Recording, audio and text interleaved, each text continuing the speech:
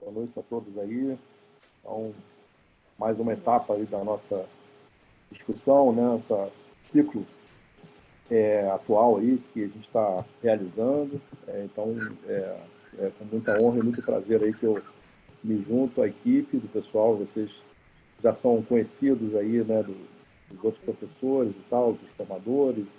Enfim, a gente, na verdade, é todo mundo igual aqui e todo mundo está exercendo o diálogo e um aprende com o outro, acima de tudo. Isso é mais do que necessário nesse momento que a gente está vivendo. Então, esse primeiro ciclo aí tem um tema, né, geral, assim, que ele atravessa todas as outras aulas, né, que é a questão do fascismo. E o fascismo é uma discussão muito importante nesse momento, né, que a gente está assistindo agora um fenômeno que é mundial e brasileiro, que é essa chegada, né, de governos, né, e não só governos, mas instituições que estão agindo sobre a vida pública mundial, afetando a economia, afetando, né, as relações de trabalho, afetando todas as instituições do século XX, né? Tudo que foi construído no século XX, inclusive boa parte dessas instituições foram construídas, uma boa parte foi construída com a luta da esquerda, inclusive, né? Pessoas morreram e se sacrificaram para que fosse uma noção, um senso comum, que é uma coisa civilizatória, uma coisa de civilização, a gente ter leis trabalhistas, a gente ter direito a um descanso semanal, a gente ter um tempo máximo para trabalhar, né? A gente ter um salário mínimo. Isso tudo são conquistas que nem sempre foi assim. Há pouquíssimo tempo atrás, há menos de 100 anos atrás, isso não era um consenso como é hoje. E, ao mesmo tempo, nós estamos vendo agora a destruição, ou pelo menos um ataque frontal a essa noção. Porque mais importante do que o ataque em si é o ataque à noção que as pessoas têm de que isso é uma coisa boa, de que isso é uma coisa necessária, um avanço da humanidade. E nesse contexto aí, uma coisa muito importante é o campo das ideias, porque a gente é dominado pelas ideias, a gente é dominado pelas muito mais do que pelas ideologias, pelas ideias, né? Pelo senso comum. Esse senso comum ele é criado, ele é dirigido, em grande parte, pelas instituições. E certas áreas do campo das ideias são muito estratégicas, são muito importantes, né? Então, isso elas servem na verdade, para a dominação, né, de um grupo muito pequeno sobre todos os outros. Então, a gente tem falado em fascismo porque é cada vez mais gritante a semelhança que a gente tem hoje em certas coisas que têm acontecido com o fascismo que houve nos anos 30 do século passado, anos 20, anos 30 do século passado. Muitas coisas parecidas, né? Quem conhece a história chega a assustar porque é de tão parecidas, e com certeza as pessoas que têm atuado agora são pessoas que têm um conhecimento da história, que têm um conhecimento das práticas que aconteceram no passado, e que estão usando várias daquelas táticas. E é impressionante como isso tem funcionado, mas é óbvio que a gente está num tempo diferente, a gente está numa época diferente, com todas as coisas que aconteceram nos últimos 100 anos, né? Mas é realmente espantoso, né, que até mesmo a epidemia de 100 anos atrás está voltando.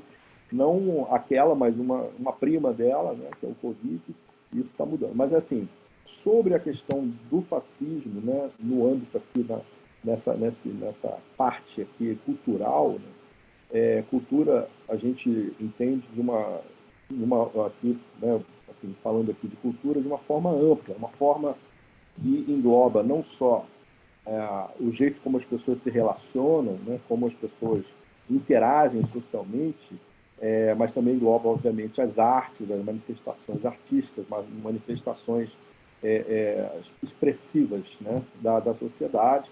de todos nós. Certo? Agora, nesse campo, né, da cultura, esse é um campo muito estratégico.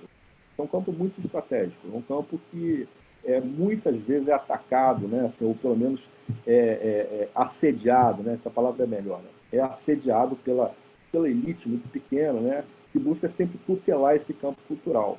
É uma coisa muito que a gente vai discutir isso hoje um pouco, né? E assim, essa discussão eu queria começar mostrando para vocês um aspecto assim, atual da cultura, né? Cultura, ela é evidentemente uma coisa muito importante na vida de um país, né?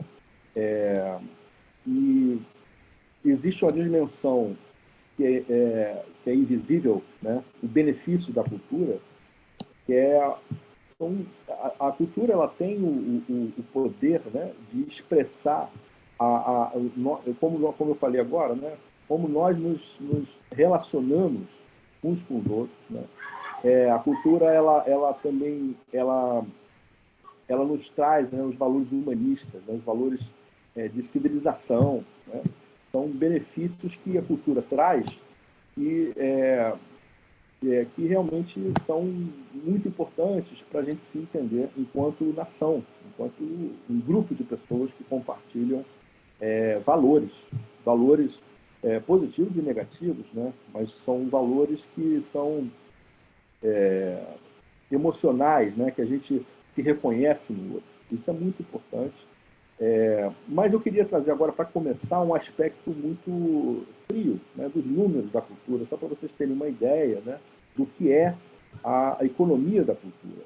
Eu vou falar isso brevemente. Por quê? Porque são os valores frios dos números, né, que mostram também a questão econômica e isso traz uma coisa sobre a narrativa atual, sobre a forma com que a gente tem se relacionado cada vez mais de uma perspectiva, de um ponto de vista liberal, né? Liberal ou neoliberal, ou seja, é uma coisa, o liberalismo, assim como o fascismo, é uma coisa que a gente tem que discutir, né? O liberalismo, ele é um sistema econômico, mas também é um sistema de relação social, relações sociais. E essas relações sociais, e a cultura passa por isso, elas são assediadas, justamente elas são, a elite tenta moldar, né, através, no caso do liberalismo, a população para que ela possa facilitar o sistema econômico. Então, o liberalismo ele é usado para a gente mudar um pouco nossos valores, mudar às vezes até muito, para que isso facilite os negócios, facilite essa dominação, torne mais invisível a dominação econômica muito forte. Então, vamos falar aqui um pouquinho dos números da cultura, para vocês terem uma ideia, né, o que é a cultura em termos de indústria, né, assim, e tem um texto do Célio Turino, né, que eu vou até compartilhar a tela com vocês, que é o ex-secretário de Cidadania e Cultura do Ministério da Cultura entre 2004 e 2010, idealizador dos programas Cultura Viva e dos Pontos de Cultura, né? Então, eu vou compartilhar a tela aqui, ó, e aí eu vou lendo. Bom, Ernesto, você pode me passar aqui o compartilhamento da tela, porque eu acho que eu não posso. Aí você tem que me explicar como é que faz isso. Então, peraí, eu vou recuperar aqui o anfitrião. Eu posso tomar de você aqui. Tá, tudo Aproveitar bem. que é mais fácil para mim. Peraí. Eu acho importante mostrar isso para vocês, né?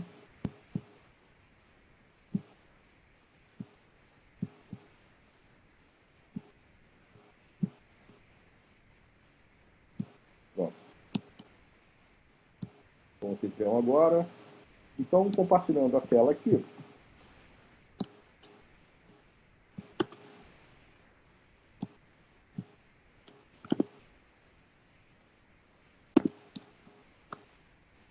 Vocês estão vendo a tela?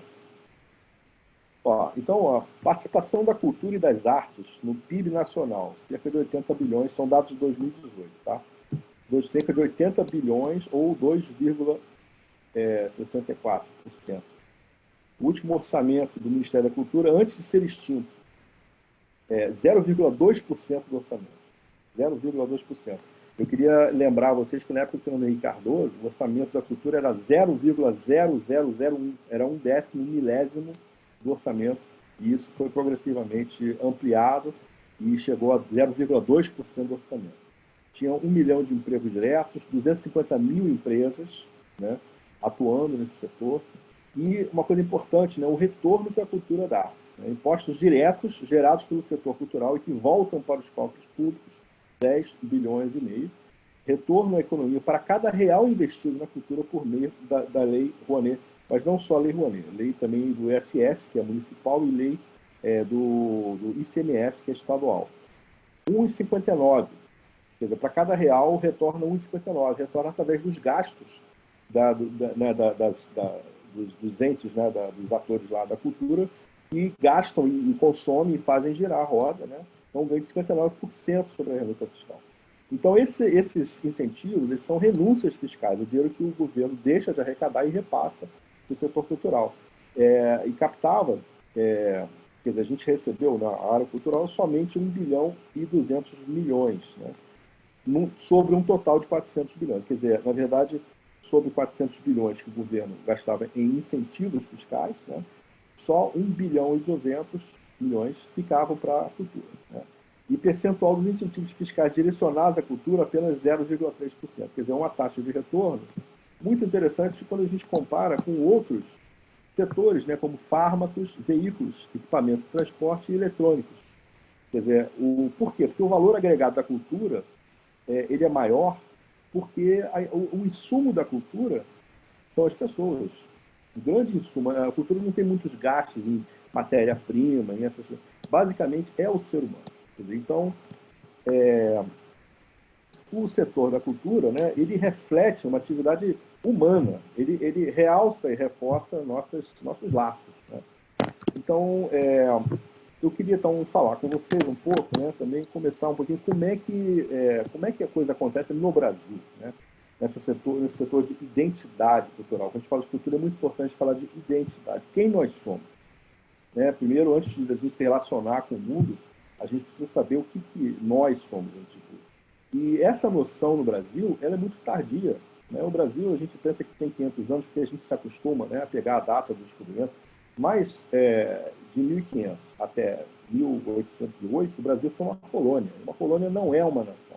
Uma colônia não é um país. Uma colônia é uma terra a ser conquistada e espoliada. Né? Então, somente a partir de 1808, quando a família real chegou ao Brasil, né, vinda de Portugal, vocês podem ler sobre isso, né? Dom João se mudou para o Brasil, fugindo com toda a corte portuguesa, aí o Brasil passou a ser um reino. Então, pela primeira vez, foram construídas algumas instituições, e, como o Banco do Brasil, né, algumas instituições como a Casa da Moeda, e algumas também como a Polícia Militar, né, foi construída em 1809, um ano depois, e na parte cultural foi a Escola de Belas Artes, um pouco depois disso, nessa época. O Jardim Botânico foi construído também nessa época. E foram primeiro, assim, os primeiros teatros de ópera. Então, agora, então, é importante que as primeiras instituições culturais, elas foram para refletir a Europa, né? Refletir, que, na verdade, trazer um pouco de Portugal para o Brasil. Então, veio depois a independência, e os primeiros anos da independência foram realmente muito conturbados. De 1822, quando teve a independência, até 1840, foi uma briga só, não quero me alongar aqui, porque, enfim, muitas coisas, né? E o Dom Pedro II, então, foi coroado em 1840. E aí, nesse ano somente, é que começou a se pensar seriamente como é que é o Brasil, né? Então, assim, em termos culturais, porque é muito importante a gente entender o nosso país, e no Brasil, o Estado, ele foi construído antes da nação. Em outros países, não. No país já existia uma nação, e em certo momento essa nação virou um Estado, né? Ou pelo menos um conjunto populacional ali, onde as pessoas compartilhavam valores semelhantes, afetivos, e aí, então, a nação surgiu, né? Enfim, claro que isso eu sei que tem a ver mais com a Revolução Francesa, mas a grosso modo, né? algumas nações ou civilizações são muito antigas. A nossa não. A nossa civilização ela é muito recente. Até porque os povos originários que existiam aqui eles foram dizimados, fragmentados, né? Então se trouxe uma população enorme de outro continente, a África, foi escravizada. Não sei se alguém sabe aqui, mas talvez muitos não saibam, né? Que os escravos eles eram misturados de propósito, os grupos africanos eles eram misturados de propósito para dificultar as rebeliões. Então, com isso, né, o africano já perdia muito da sua identidade, porque ele era misturado a outros grupos, às vezes rivais.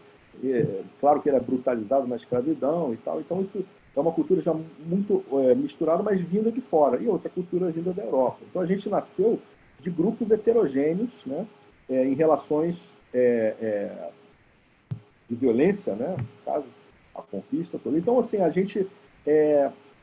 a primeira iniciativa cultural, a partir do começo do segundo reinado, né, do Dom Pedro II, ela foi totalmente direcionada para uma noção que é nós, na visão deles, tá, da corte, nós somos uma civilização europeia transplantada para os trópicos. Né? Claro, nós somos europeus, né? Esse país que a gente sabe que tem uma maioria, sempre teve uma maioria misturada, mestiça, mulata, negra, cabocla, né? E com alguns poucos brancos e tal. Então, mas essa tentativa, olha só, né, o governo tutelando as instituições. Então, todo o sentido foi dado para construir aqui essa civilização europeia. Então, teatros de ópera foram construídos. Para vocês terem uma ideia, peças eram ensinadas em francês. Né? Então, esse olhar externo sempre foi muito forte. Então, isso perdurou até a Guerra do Paraguai. Na Guerra do Paraguai, que foi em 1864, eu estou fazendo uma apanhada aqui para vocês terem entender o que é cultura, né? Como é que a coisa surge. Né? Então, assim, do ponto de vista do governo, eu estou contando essa história. Aí, em 1864, que foi a Guerra do Paraguai, com esforço de guerra, né? O Estado quase quebrou, aliás, praticamente quebrou, e aí o dinheiro estatal deixou de fluir, deixou de ir para essas iniciativas, e então foi um momento que a sociedade acabou tentando, sozinha, né, sem a ajuda governamental, organizar, né, caoticamente várias manifestações culturais. E, então, foi uma brecha que surgiu aí para começar a ter, por exemplo, o teatro, né? Mesmo aqueles teatros dedicados à elite, começou a ter umas coisas tipo coro de negros no espetáculo de teatro, musicais, cateretê, né? E, ao mesmo tempo, o que a marca do Brasil é a precariedade das instituições. Então, pelo Brasil afora, as misturas estavam acontecendo. As misturas estavam acontecendo, né? Se formando o nosso sotaque, a nossa língua, nossa música, nosso folclore popular, né? Nosso folclore ao longo assim, do território, mas tinha uma ação governamental, né, que foi fortemente atuante nesse começo do segundo reinado até a Guerra do Paraguai. Enfim, aí houve a República, 1889, e aí a República, ela é incrível, né, que mesmo que a escravidão tivesse acabado, a República, ela foi em grande medida, ela foi muito mais racista do que o próprio Império, mesmo que não tivesse a escravidão como uma política oficial, né, uma instituição. E aí é interessante a gente pegar, né, o discurso do Gessé Souza, né, um pensador que eu acho muito importante nesse momento. E o Gessé, ele defende a tese de que a herança principal do Brasil, a maior marca que fica na sociedade, isso se reflete na cultura, é a escravidão. Ou seja, então, foi ao longo desse período da escravidão que se formou uma sociedade escravista, né? A família escravista, a relação com o trabalho é uma relação do ponto de vista da existência de um escravo, de um mercado, né? E a cultura daquele escravo era uma não cultura. Claro, o escravo não era nem considerado uma pessoa, né? Você escravizar alguém, você precisa tirar a própria alma, né? Se dizia até que na época, né, os negros não tinham alma. Então, isso contribuiu para criar uma noção de não cultura. Tudo aquilo que vem do povo é uma não cultura. Então, essa noção ela era apoiada, inclusive, por teses científicas. Existiam cientistas que eles realmente davam respaldo, né, a isso, dizendo que o Brasil estava condenado a ser subdesenvolvido por causa da mistura racial. Nos anos 20, por exemplo, isso era uma coisa que frequentava as faculdades, as universidades, né? Na verdade, a universidade no Brasil nem havia nos anos 20, mas tinha faculdades, então, e na Europa, então, o racismo científico. Então, a mistura de raças era uma coisa condenada. Era uma coisa condenada. Então, isso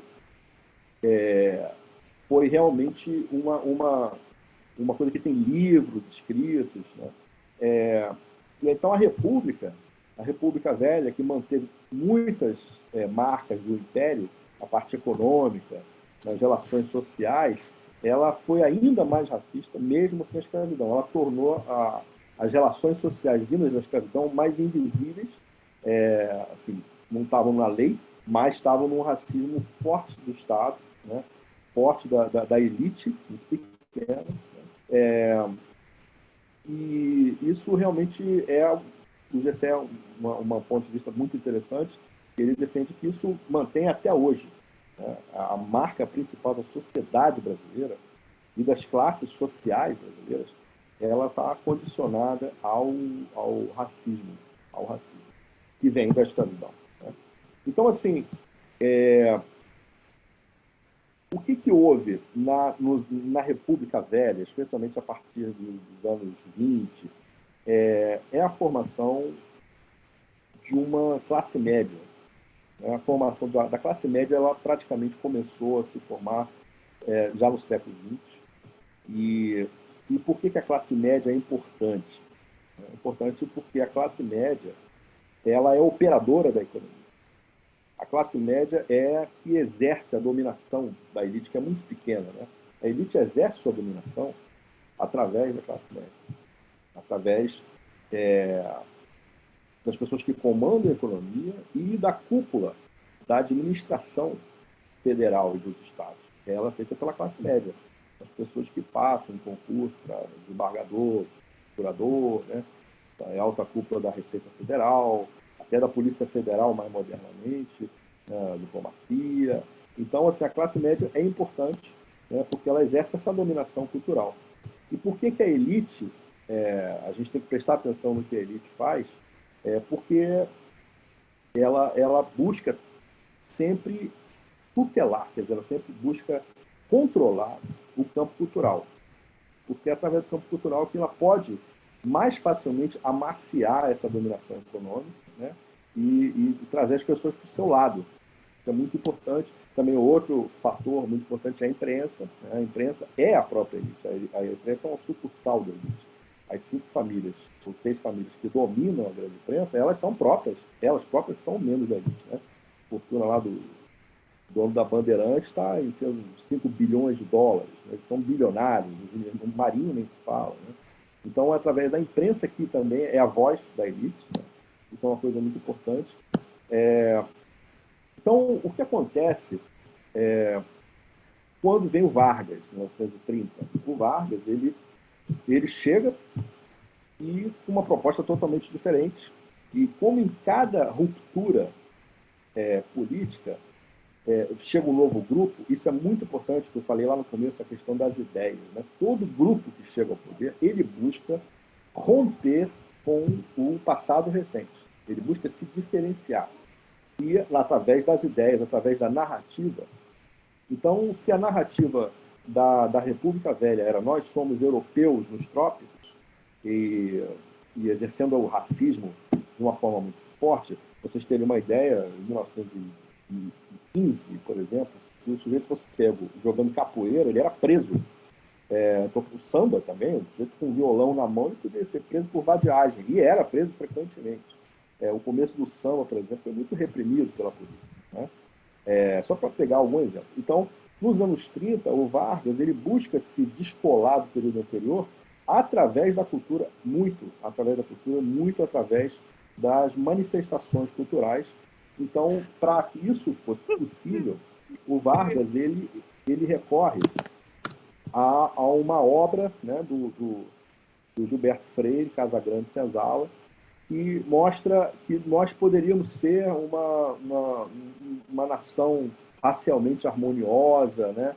Que fosse, apesar do passado doloroso, que a gente poderia se entender, né? E isso tudo interferiu na nossa vida, né? O Vargas ficou 15 anos no poder. O Vargas é uma coisa que é essencial para a gente entender o Brasil, entender um pouco, né, do Vargas, que foi um período muito complexo. Esses 15 anos deixaram uma marca profunda na nossa sociedade, né? O Vargas ele, ele é tão complexo, né, que ele consegue se associar à direita e se associar à esquerda, eventualmente até o campo mais das extremas, né? E ele consegue depois romper com todo mundo. Ele se aliou ao fascismo, através do fascismo dos anos 30, que chamava integralismo, né? Um movimento fascista muito inspirado na Itália, né? Do Mussolini. E o Vargas se aliou aos integralistas, se aliou aos comunistas do Prestes, e depois botou todo mundo na cadeia, rompeu com todo mundo. Ele negociava com os Estados Unidos, negociava com a Alemanha. O Vargas realmente ele fez coisas profundas na sociedade, né? As leis trabalhistas e tudo. Mas no governo dele, no campo nosso que a gente está falando hoje à noite, né, a cultura, a noção que ele tentou passar e conseguiu em grande medida foi: nós somos a mistura, e o mulato é a perfeita tradução do espírito nacional, né? Ou seja, exatamente a noção contrária do que era anteriormente, poucos anos antes dele chegar ao poder. Nós não somos europeus transplantados para os trópicos, nós somos mulatos, nós somos a mistura é um barato, né? Nós somos harmoniosamente, nós podemos conviver com as nossas diferenças e tudo. Então, isso o maior exemplo disso, eu acho, é a Aquarela do Brasil, que foi composta pelo Ari Barroso em 1939, né, que fala, né, o samba exaltação, o samba chapa branca. Né? Claro que o Ari Barroso era um gênio e ele não fez só isso, mas essa música traduz muito bem o espírito que se queria dar. Né? Então, ele realmente bota essa marca, né? Então, isso mudou muito a visão que o Brasil tinha de si mesmo as instituições elas atuaram nesse sentido, né? Nós somos muito, em grande medida, somos moldados pelas instituições também.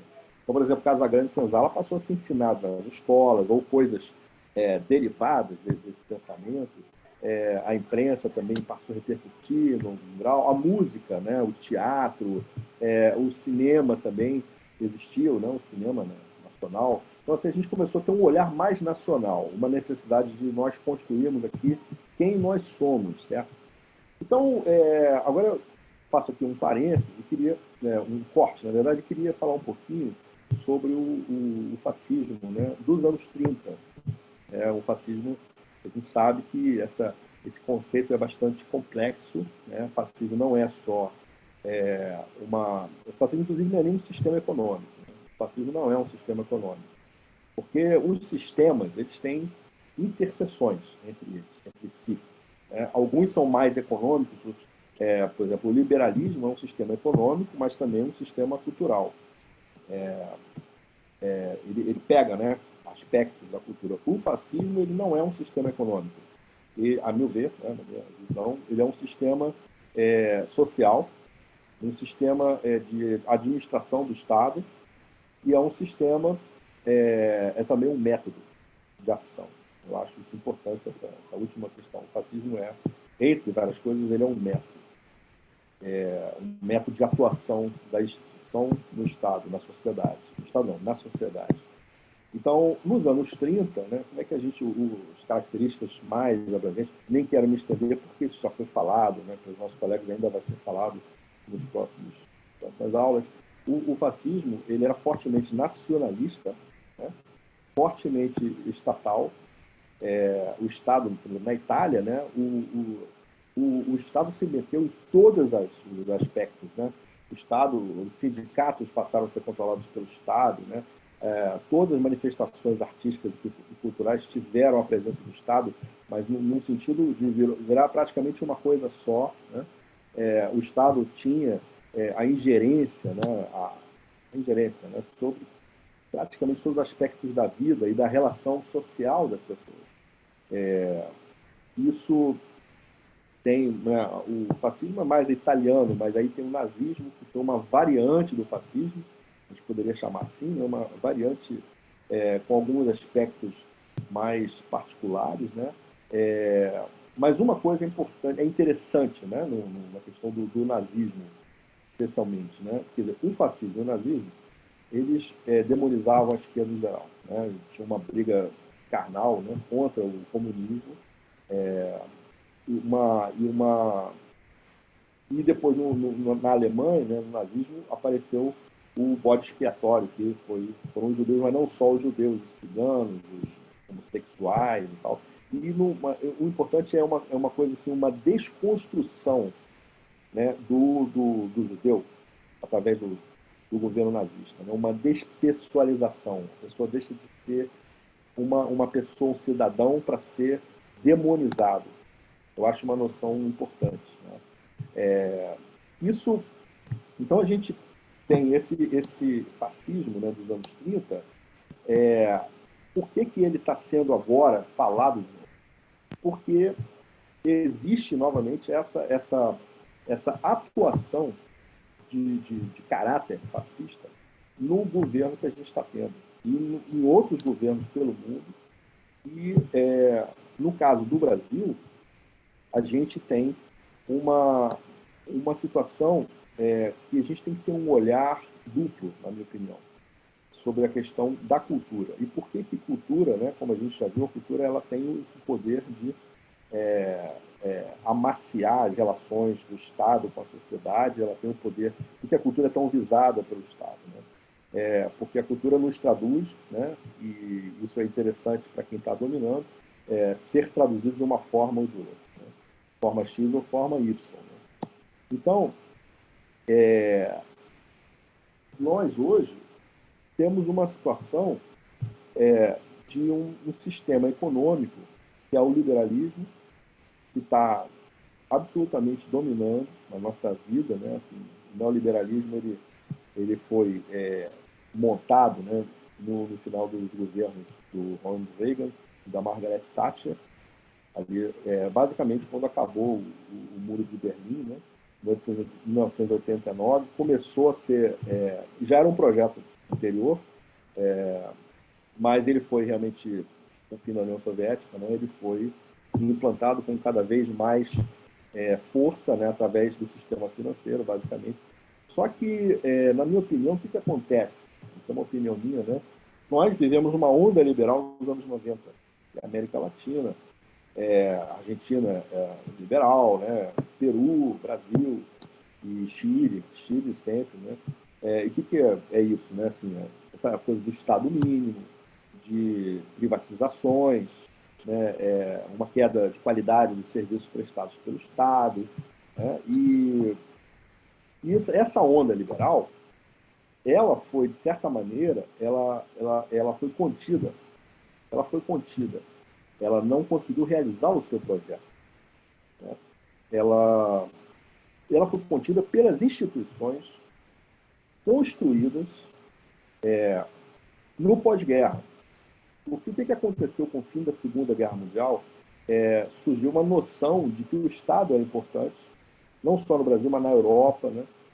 Social-democracia e vários países, até nos próprios Estados Unidos, né? Essa noção de que o Estado era importante, que o Estado de bem-estar social, né? O poder aquisitivo da população, garantia um capitalismo mais forte, né? mais vital, assim. E essa noção, ela veio muito do pós-guerra, né? O trabalho do economista francês Piketty, ele mostra bem que foi no pós-guerra ou foi especialmente depois da Primeira Guerra, né, e continuando no pós-guerra, que essa noção dos impostos, né, os impostos deveriam recair sobre os mais ricos, deveriam contribuir mais com a sociedade, né? E isso foi não só o único, mas um dos fatores do estado de bem-estar social, dessa noção de que a sociedade precisa ser mais justa. Só que exatamente, então, esses 40 anos, né, entre 40 anos entre 1945, né, e 1995, basicamente, assim, 1990, ali, espaço mais ou menos 40 anos, foi o tempo que, essa parte do século XX, que essa noção perdurou mais. E em 1989, né, o consenso de Washington, ele começou a minar essa noção, que é o neoliberalismo. O neoliberalismo começou a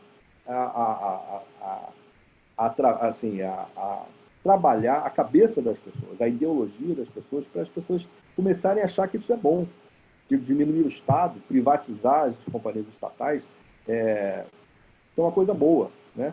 Por exemplo, agora, como é que as pessoas votaram, né, no governo que vai fazer a reforma, que fez a reforma da Previdência? Como é que você vota num cara que vai acabar com a sua Previdência, mesmo que ele tenha avisado antes, né? Isso é efeito das ideias, efeito da ação cultural sobre a população, sobre a sociedade, né? Então, o liberalismo ele é um sistema econômico acompanhado de um sistema de relação social, né? Então, isso a gente pega a imprensa, a escola até, né? As escolas de economia, elas são muito contaminadas por isso, na minha opinião. A propaganda que passa na televisão nesse sentido o tempo todo, a gente está, né, essa coisa de empreendedorismo. Seria uma aula, uma coisa muito maior que a gente não teria tempo de falar. Mas eu quero falar da questão cultural, né, que vai no sentido do individualismo, né, e que reforça o sistema econômico, a cultura como reforço do sistema econômico, né? Agora, então, nós vivemos essa primeira onda liberal nos anos 90 que foi contida pelas instituições que tinham sido criadas no pós-guerra, num sentido amplo, né? Instituições, mas essa noção social de que o Estado deveria atuar para o bem dos cidadãos, né? Então, essas instituições conseguiram conter, né, com vitórias e derrotas, mas conseguiram conter esse avanço neoliberal. Eles, por exemplo, não conseguiram privatizar a Petrobras, por exemplo, né? Privatizaram a Vale, mas não privatizaram a Petrobras. A sociedade reagiu através do sistema jurídico. O que aconteceu? Quando o Lula chegou ao poder, em 2002, na verdade, quando a ditadura acaba, né, mas principalmente quando o Lula chegou ao poder, existiu uma preparação de uma reação, né? E essa reação ela foi sendo gestada em silêncio nos porões, né? E aí, assim, é importante, como a questão cultural é importante, como ela atua na cabeça das pessoas, né? Então, tem um trabalho do João César de Castro Rocha, que é um professor da UERJ, que ele fez, na minha opinião, um belíssimo trabalho de garimpo, né? De investigação sobre a questão da ideologia, né, das Forças Armadas e da questão do Olavo de Carvalho, né? Então, assim, isso é muito importante para a gente entender o que está acontecendo agora. Que o Bolsonaro ele é muito mais do que ele parece. A questão, inclusive, do mistério dos 30%, dessa força que o Bolsonaro tem, ele está apoiado numa coisa que foi construída ao longo de décadas, nas últimas décadas, a partir de 1990, mais ou menos. Então, a questão que assim, eu lanço aqui, mesmo que assim, de uma maneira um pouco superficial, porque o tempo é curto, né? A questão é o seguinte: quando houve a formação dos oficiais brasileiros, né, no pós-guerra, nos Estados Unidos, se colocou como uma questão central na ideologia das Forças Armadas a doutrina da segurança nacional. É a doutrina que o inimigo, né, ele poderia ser combatido em nome da integridade do Estado. Então, só que por uma série de questões, quando houve o final da ditadura, né, assim, na verdade, no meio da ditadura, no ano de 74, houve a noção que foi, seria um pouco extenso eu falar isso agora, mas houve a noção de que a esquerda a partir de 74, como tinha perdido a luta armada. Foi exatamente em 74 que, né, a guerrilha foi finalmente derrotada pela via militar, né? Então, como eles precisavam, até, eu acho que a minha leitura é que eles precisavam manter a unidade dessa ala mais radical das Forças Armadas, para manter, é preciso de um inimigo, a extrema-direita precisa sempre de um inimigo, começou a se espalhar a noção de que a esquerda não mais atuaria pelas armas, e sim através das ideias para conquistar corações e mentes. E esse campo de atuação, segundo eles, né, seria através da educação, né, nas universidades, sobretudo, e na cultura. Então, desde então, essa parte, esse setor, né, ele foi visto com muita desconfiança, né, pelos militares. Acontece que isso ficou mais ou menos adormecido, tinha uma briga surda, né? A gente sabe que essa ala mais radical das Forças Armadas cometeu atrocidades e barbaridades como o atentado do centro e tal. Essa mesma turma, né? Em 1981 e tudo. Aí, o que aconteceu é que quando veio a redemocratização, em 1985, isso começou a vir mais à tona por causa da investigação, ainda que muito tímida, né, sobre os crimes da ditadura e tal. Então, eles reforçaram ainda mais essa questão da guerra cultural, da guerra, esse olhar de que a esquerda estaria infiltrada na cultura e nas universidades, na educação. Então, o perigo vermelho, o perigo da ameaça comunista, isso é uma coisa que atravessa as décadas, e está firmemente ancorado na classe média. Essa noção da classe média, a classe média sempre morde a isca de que existe uma ameaça comunista, né? E que os comunistas querem tomar o poder para implantar a ditadura do proletariado. É impressionante a gente falar disso hoje, mas isso está muito presente, né, nessas ações que são feitas. E aí o João César ele também fala da atuação do Olavo de Carvalho. O que o Olavo de Carvalho fez? Ele deu à extrema-direita essa retórica, a retórica, né? Ele deu a linguagem, certo? Então, a colaboração dele, né, com esses setores mais radicais dos militares, ela vem desde os anos 90. Só que aí acontece que nas redes sociais, né, já no nosso tempo, o trabalho que ele vem fazendo desde 2005, mais ou menos, é um negócio fortíssimo. Ele tem milhões de seguidores e de discípulos, os discípulos dele têm milhões de seguidores na internet, no YouTube. Então, eles vêm fazendo esse trabalho de guerra cultural, né? Então, por que é uma guerra cultural? Porque, como segundo eles, a esquerda estaria infiltrada no setor cultural e no setor educacional, especialmente nas universidades, e a esquerda, para eles, sempre só o comunismo, né? Essa coisa maniqueísta, né? Que precisa sempre de um inimigo externo, no caso a esquerda. Então, como a esquerda está implantada nesse setor, segundo eles, é preciso destruir as instituições. Né? Não é somente reformar ou discutir, não é destruir as instituições que estão associadas a essa atuação da esquerda, esse domínio, né? E para isso eles recorrem a um conceito assim que a gente chama de gelatinoso, né? Que é nebuloso, que é o marxismo cultural. O que é o marxismo cultural? É uma coisa muito vaga, né? Porque o que é o marxismo cultural? Na verdade, é só mais uma retórica, uma figura de retórica, em grande medida, né? Para justificar uma ação violenta deles, né? Aí, então, essa é a base ideológica do bolsonarismo, né? Então, e por isso, inclusive, que aquela turma que era da extrema-direita militar, ela está hoje, são os herdeiros daquela turma que estão hoje lá com o Bolsonaro no poder, né? O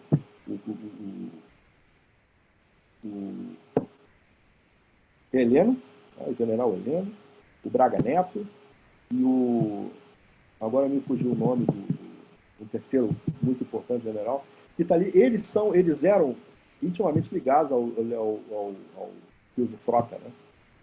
Ou seja, essa ideologia das coisas, esse período vermelho das Forças Armadas, hoje está no poder no Planalto.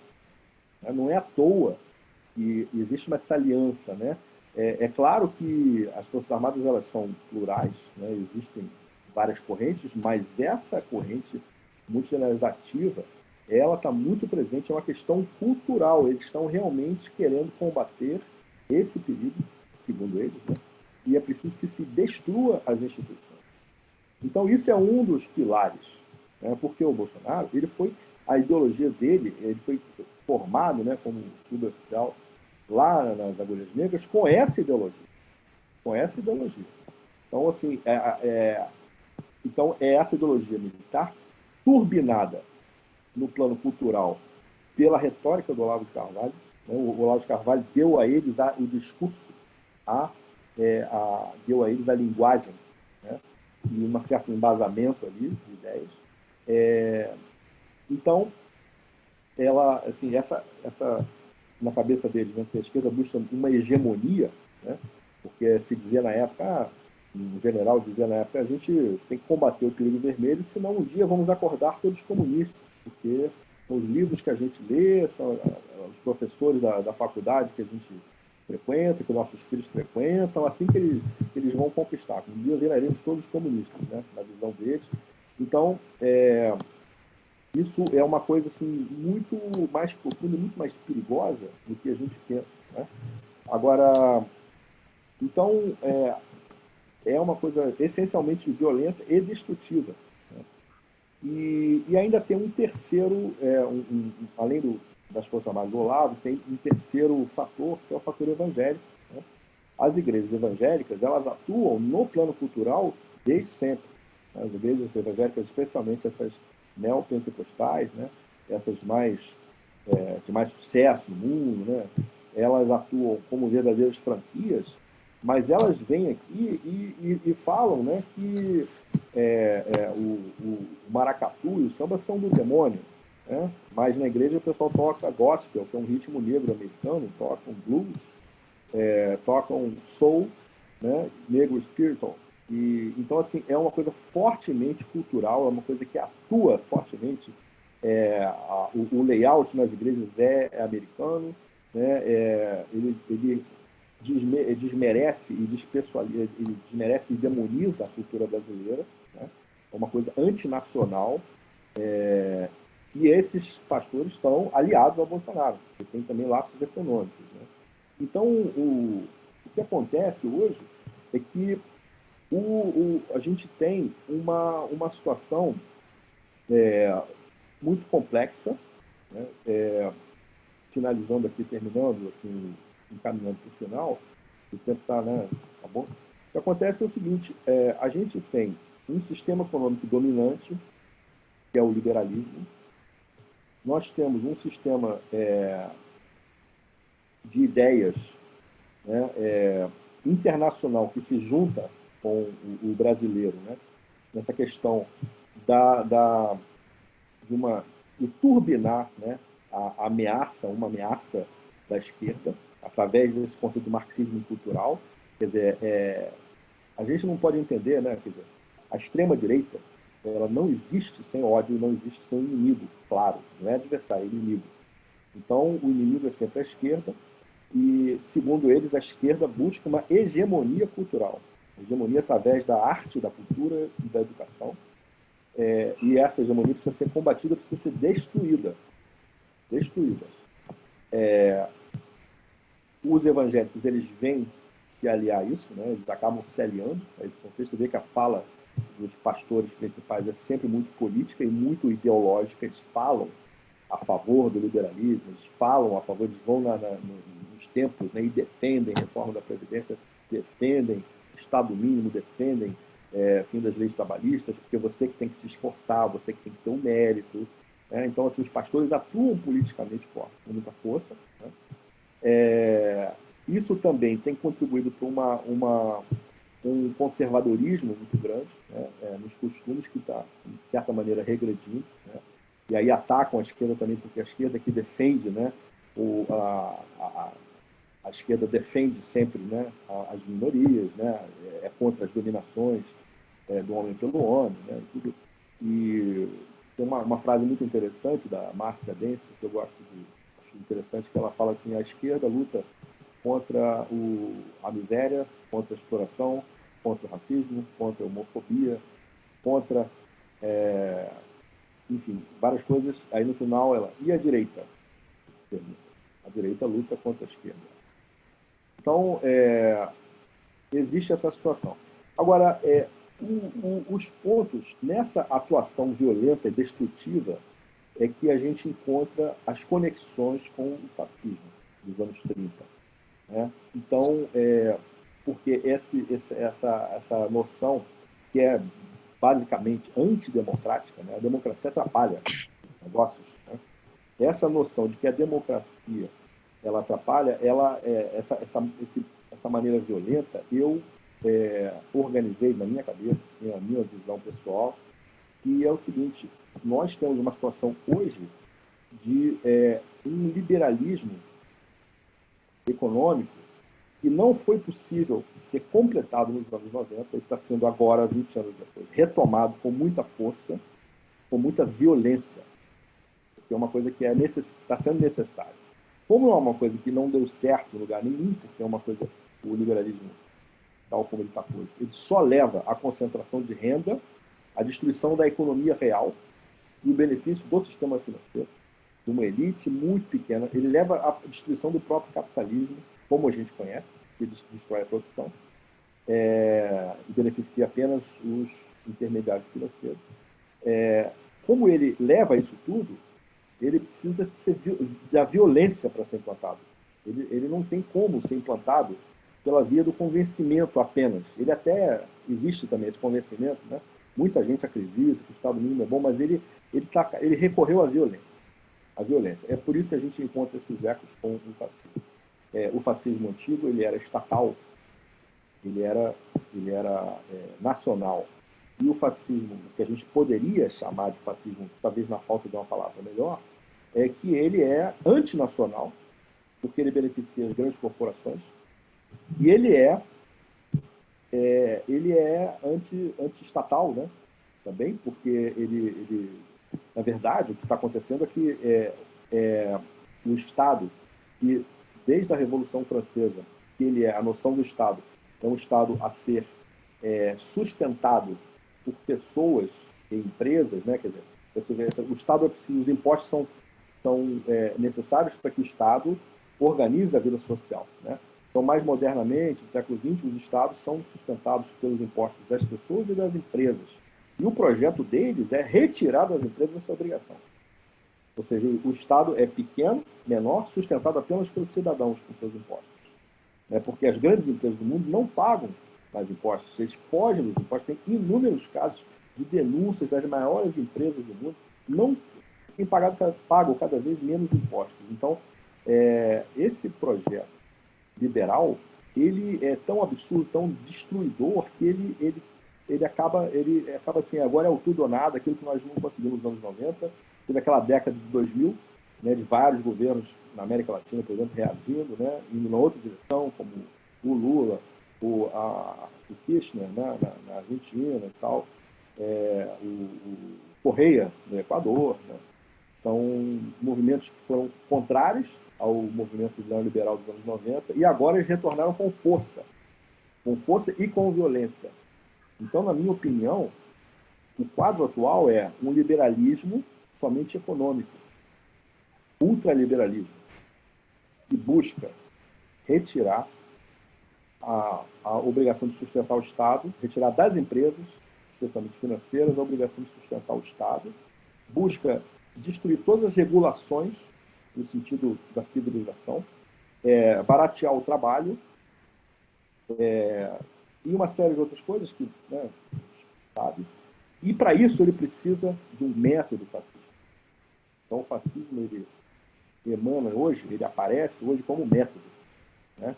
E aí esse método é a escolha de um inimigo, a indicação de um inimigo claro, né? É preciso ter um inimigo. O fascismo como método de corroer as instituições, né? Por exemplo, o Bolsonaro, há pouco tempo atrás, ele pegou 99 cargos da Polícia Federal e ele indicou, né, novos, 99 postos, ele mudou 99 cargos na Polícia Federal, de uma tacada só. Nunca aconteceu isso. Ele botou 6 mil militares no governo, aparelhou, né? Engraçado a imprensa que falava, né, nos anos 2000, né, 2010, tudo, é um aparelhamento do Estado, porque, eventualmente, um cara indicado para um cargo lá, era ligado a um sindicato, tá vendo? O sindicalista aparelhou o Estado. Hoje o cara bota 6 mil militares. E eu não vejo a imprensa falar esse bordão, né? Aparelhamento do Estado, que é aparelhamento maior. Nós pagamos até 2 vezes, né? Porque pagamos o salário do militar. Enfim, então, o fascismo ele existe hoje como método de ação. Método de ação fascista. Né? Inimigo, combate frontal ao inimigo, despessoalização do inimigo. Quando o Bolsonaro fala temos que metralhar esses petistas, né, por exemplo, só pegar um exemplo, ele está despessoalizando. Como é que você vai falar uma coisa dessa? Isso é uma emanação fascista, né? O fascismo aí como método, não mais como um sistema de organização social, que hoje é liberal, né? E sim o fascismo como método. E como um efeito colateral, eu chamaria assim, né? Esse daí, talvez influência evangélica, né? Essa influência conservadora, um combate frontal, né? a certas medidas que são civilizatórias, por exemplo, igualdade entre os sexos, né? Igualdade de oportunidades, combate ao racismo, isso tudo é visto como uma ameaça e é combatido firmemente. Né? Até porque a extrema-direita é sempre racista. Quando não foi racista? Sempre foi racista. Então a gente tem esse quadro muito claro, e muito claro não, muito confuso, na verdade, pouco claro, que eu queria dizer, mas que, apesar de complexo, a gente tem que tentar entender para poder atuar, né? No sentido contrário, tentar minar essas bases e ver o que a gente pode fazer para isso reverter de alguma forma, porque isso é destruidor. Né? Destruidor. Isso tem efeitos profundos, né? Que a gente não sabe, assim, e que pode realmente trazer prejuízos muito grandes, né? Por muito tempo, né? Ou seja, vai levar tempo até a gente conseguir consertar isso tudo, né? Porque o problema é que está sendo uma atuação na cultura, na cabeça, na mentalidade das pessoas. Né? Esse, na minha opinião, é o mistério dos 30%. Né? Por que esse apoio continua? Porque o discurso da direita, dessa extrema-direita, ele vem sendo construído há bastante tempo. Então, assim, pegou-se essa sociedade brasileira escravista, onde na escravidão existe a despessoalização, estou chamando assim, despessoalização, você retira a noção de que aquele indivíduo é uma pessoa, com todos os direitos e tal. Se você retira isso dele, você despessoaliza. Então, isso é um hábito que vem desde a escravidão no Brasil. Então, a sociedade brasileira já tem essa célula gordurosa, que come um pouquinho já engorda, quer dizer, tem esse germe, vamos chamar assim, né? Dessa despessoalização. Então, por isso que eu acho que a classe média brasileira sempre morde a isca do anticomunismo, porque ela já está no DNA da classe média brasileira, né? E até de certa parcela abaixo da classe média, muito conectada a ela. Esse DNA sobrevive, ele está aí, ele está ali, ele está ali. Então, esse discurso do anticomunismo, por exemplo, ele liga esse gene, né? Da despessoalização. Então, você assume esse inimigo de uma forma muito clara. Isso também o crescimento evangélico, né? Um percentual cada vez maior da população que é doutrinado nesse sentido, porque, né, é um tipo de abordagem religiosa, de doutrinação religiosa, que recorre até ao Velho Testamento. Né? Não sei se vocês repararam que essas denominações neopentecostais, elas têm muita conexão. Oi? A gente está chegando a 1 hora de transmissão, hein? Eu sei, então. Eu estou terminando agora, mas o combinado é esse, né? Estou controlando o tempo aqui também. 1h09 agora. Então, a moderação está de novo com o Fábio. Tá, não, tudo bem. Só deixar que eu... Então é o seguinte, eu estou terminando. Então, o tipo de abordagem religiosa, né, utilizado por essas igrejas neopentecostais, recorre ao Velho Testamento, conexão não mais com o Novo Testamento, é com Israel hebreu, né, onde aquelas leis, as leis, né, a coisa, né, aquele estágio da humanidade, 2000 anos atrás, onde as relações eram muito mais selvagens e tal, e onde tinha essa coisa do inimigo, né? E tudo isso reforça esse momento polarizado, né? E não ajuda em nada a nossa luta, né? Que é no sentido de democratizar, né? O acesso aos bens, não só econômicos, mas culturais também, né? Esse conhecimento cultural que é restrito a um grupo pequeno no Brasil. E a gente, então, tem que tentar entender para combater, né? Atuar no sentido diferente, né? E convencer as pessoas da necessidade do entendimento de que esse projeto é destruidor, porque está nos destruindo por dentro, né? Quando você destrói a cultura, você atua, você destrói, é a morte por dentro. Então, nós temos que realmente tentar agir. Né? Então, acho que é isso, eu já estava terminando mesmo. Eu vou passar a moderação para o Antônio, ó, eu estava aqui falando, o Antônio Cias, ele tentou entrar, eu vou admitir ele agora. Eu vou passar a moderação para o Ernesto, tá? Aí ele pode aí. Não, agora é mais uma questão das inscrições para. Pois é. Talvez eu mesmo tenha que fazer Nós já isso. temos um inscrito que é o Ari. Vamos Ari, fazer um tá. bloco de 3? De repente, cada pessoa, como aqui eu vou teria que gastar um tempo aqui no bate-papo, né? Para catar quem fez pergunta, eu peço a quem escreveu primeiro. Você estava controlando isso, Ernesto? Não, quem botava aqui no chat eu anotava, só tem o Ari. Só tem o Ari. Então tá. Você que vai fazer a pergunta ou é o próprio Ari? É que, em geral, nós fizemos em bloco, entendeu? 3 Tá, e 3. tá. Mas só tem uma, né? Inscrito só tem um, mas eu vou me inscrever depois. Tá. Então, qual é a pergunta? Vamos partir logo para os trabalhos, né? Vamos dizer assim. Fábio, eu gostei muito, você fez uma referência, eu vou dar logo partida, certo? Você fez uma referência... É o Ari falando? É o Ari que está falando. Tá. Você fez uma referência, inclusive, ao João, o Castro Rocha, né? Esse professor. Isso. Eu estive vendo algumas conversas dele, eu até dei uma referência aqui, eu registrei aqui uma sugestão para verificar, porque ele está muito bem nessa questão de discutir a questão do fascismo, inclusive ele questiona, ele não vê o bolsonarismo, ou o Bolsonaro, nem o bolsonarismo, o Bolsonaro como uma manifestação fascista, ele vê como uma manifestação cultural do nosso momento, da nossa realidade. É muito estranho isso, né? A questão principal deles, desse movimento, é o antipetismo. Basicamente é isso, é o antipetismo. Você vê que, numa das conversas que eu peguei com esse pessoal aí, que são meio liberais, vamos dizer assim, eles reclamam muito do PT, porque o PT, nas universidades, são pessoas PSDB, pessoas um pouquinho assim, meio escorregando para a esquerda, mas não é, são liberais, né? São centro-liberais.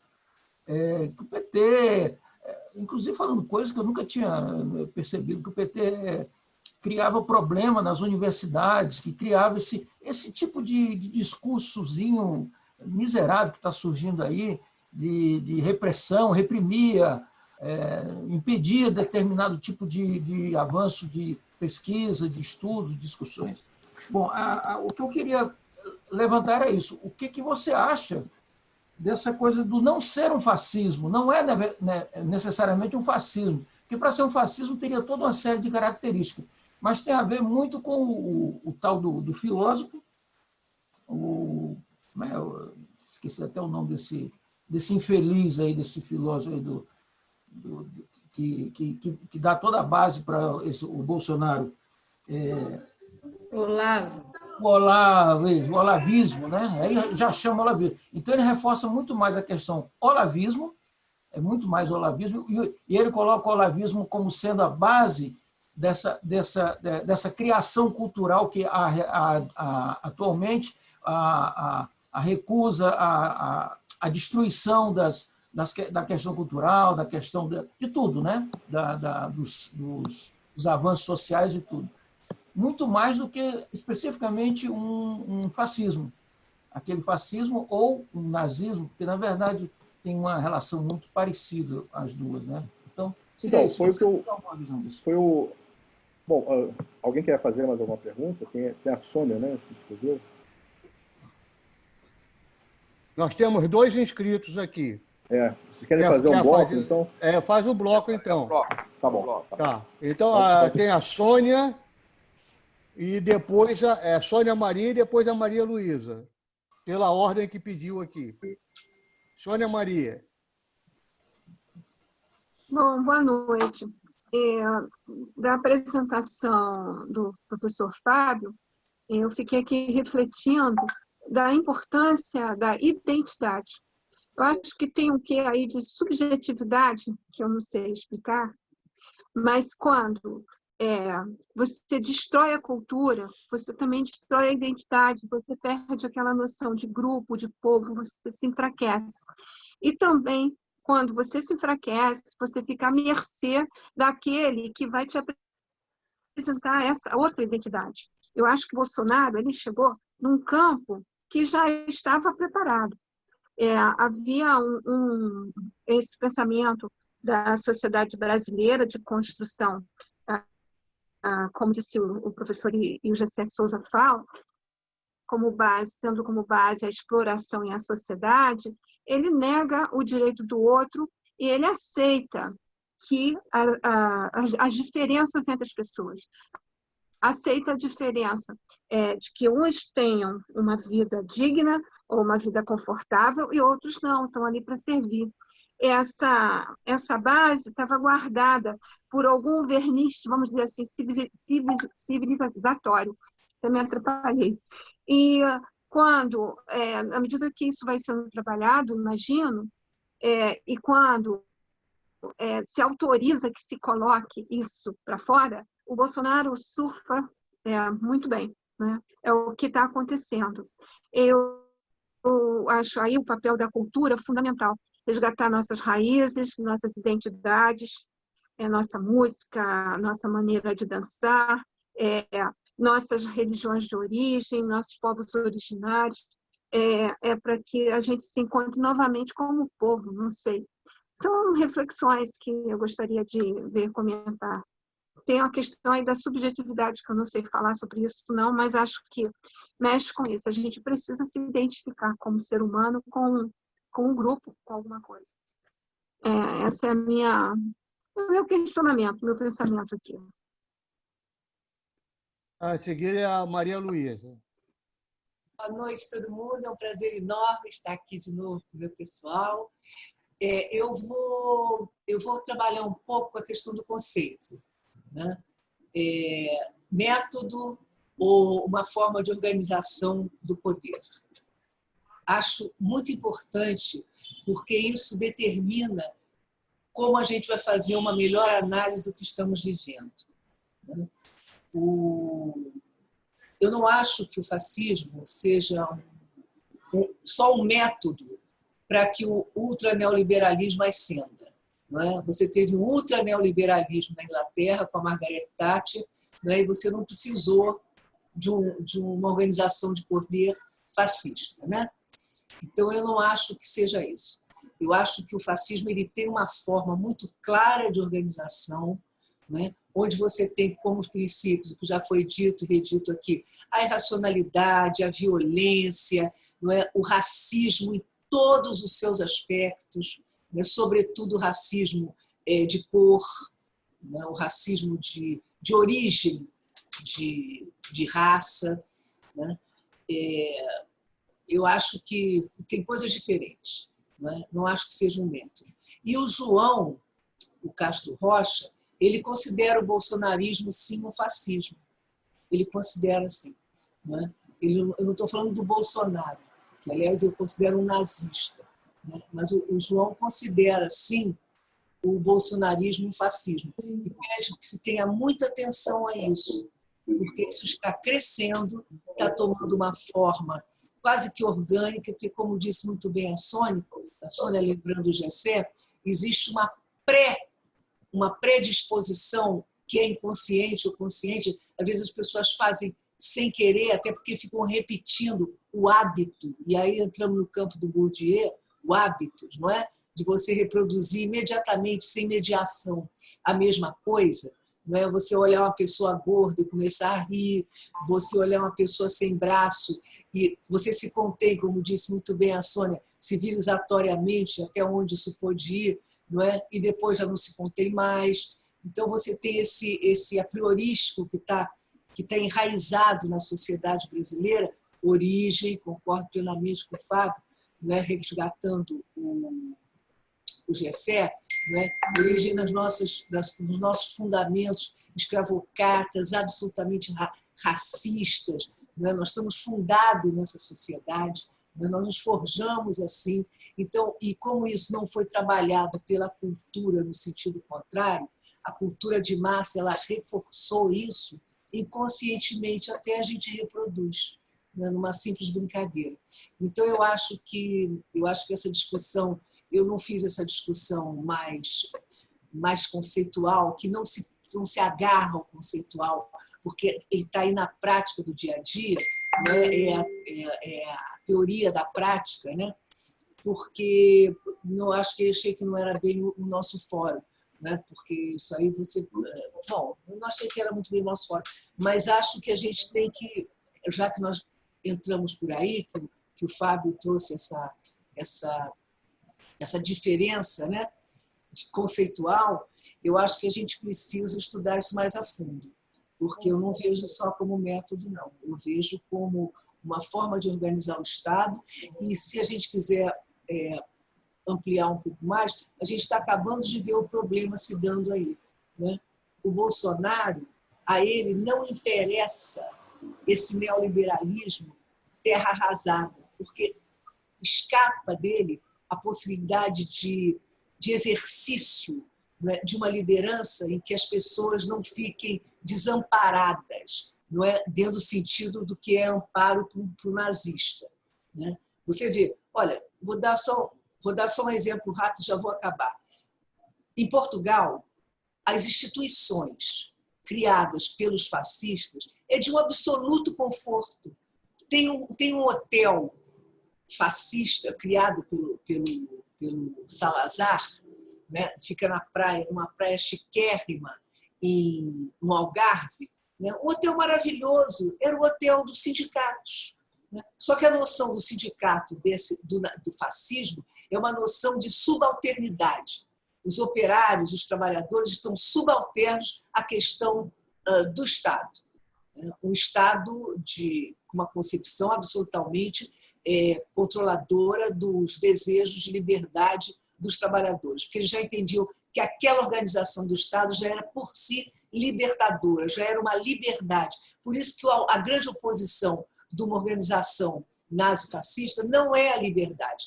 Tanto é que as pessoas dizem, eu quero a minha liberdade para andar sem máscara. A grande oposição é o diálogo, porque o diálogo ele encerra a ideia de diferenças, de polifonia, de muitas estruturas de pensamento, de reflexão dentro de uma sociedade. O problema de uma organização nazi-fascista não é a liberdade. O problema deles é o diálogo, coisa que a gente vê que esse governo não tem. Né? Então, eu só queria colocar essa questão do conceito, né, para que a gente tivesse não fizesse equívocos de leitura, porque eu estou muito preocupada com as próximas eleições, viu? Muito.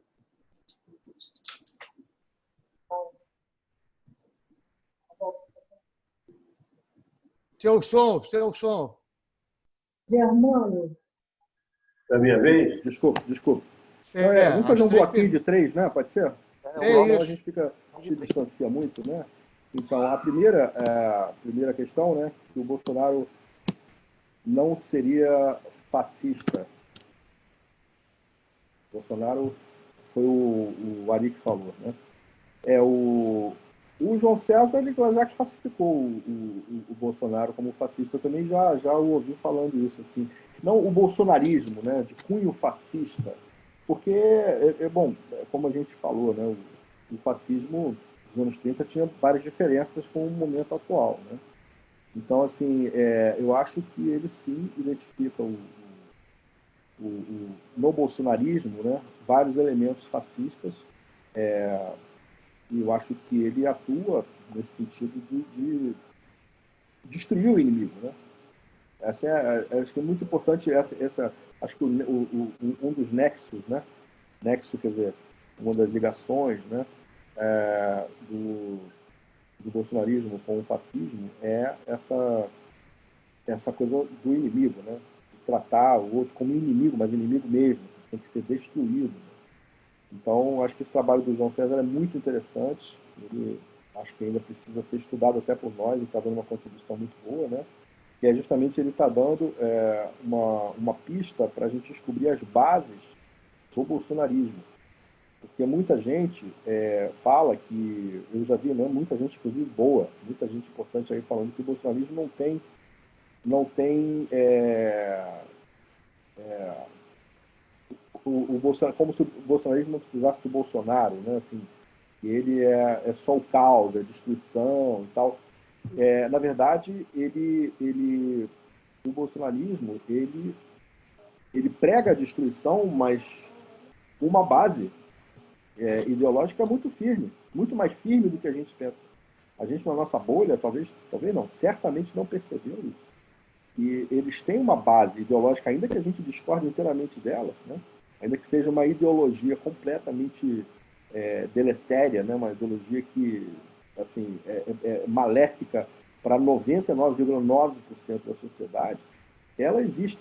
Né? Eles têm um propósito, né? Porque eles têm essa noção de que a esquerda ocupou a cultura e a educação. Né? Existe um tal de marxismo cultural que é super gelatinoso, né? Essa noção, esse conceito. Então, precisa destruir. Por que precisa destruir? Porque eles dizem que a esquerda quer destruir, quer implantar a eterna ditadura proletária. É uma discussão muito rasa, é muito absurda, mas se ela funciona, a gente tem que levá-la a sério, eu acho. Né? Sobre a questão, né, da segunda questão, né, sim, o Bolsonaro ele atua há muito tempo, né? Ele tem esse mesmo discurso há 30 anos.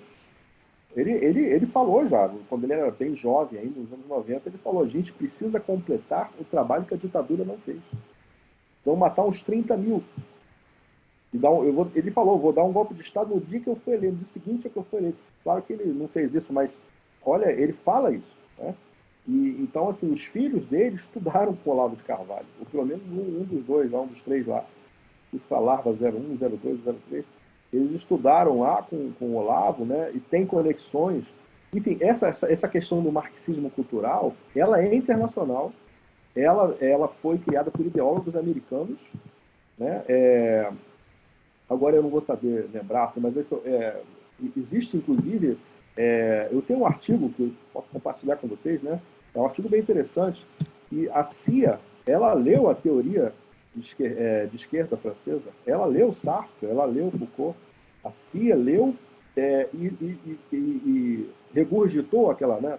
Reprocessou a teoria francesa, por exemplo. Só para pegar um exemplo, né? Eles são muito mais profundos do que a gente pensa, né? Na construção da ideologia e da narrativa deles. Eles são muito profissionais, na verdade. Né? Então, é uma atuação que o Olavo de Carvalho lançou 3 livros nos anos 90, e até o próprio João César, que assinalou isso muito bem, né?